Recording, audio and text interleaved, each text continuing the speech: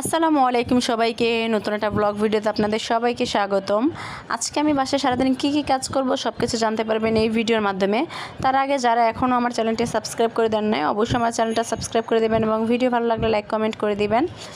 গত কয়েকদিন ধরে আমার মা আমার মামিকে নিয়ে হসপিটালে যাওয়া আসার মধ্যে দিয়ে আছে, এই জন্য বাসার সব কাজ আমাকেই করতে হয়। তো আজকে একদম সকালবেলা ঘুম থেকে উঠে হচ্ছে আমার ভাইয়ের রুমটা আমি গুছিয়ে নেব।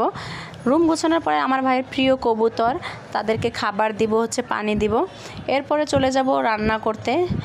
প্রথমে আমি হচ্ছে চিংড়ি মাছ দিয়ে লাউ রান্না করেছি, আর বাসায় যেহেতু অনেক মানুষ তো সবার জন্য রান্না করতে হবে।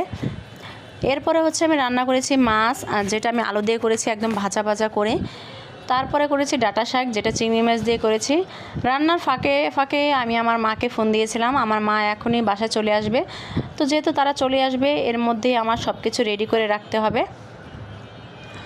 তো যাই হোক, আজকের ভিডিওটা আপনাদের কাছে কেমন লেগেছে অবশ্যই কমেন্ট করে জানাবেন। আর সবাই ভালো থাকবেন, সুস্থ থাকবেন। আল্লাহ হাফেজ।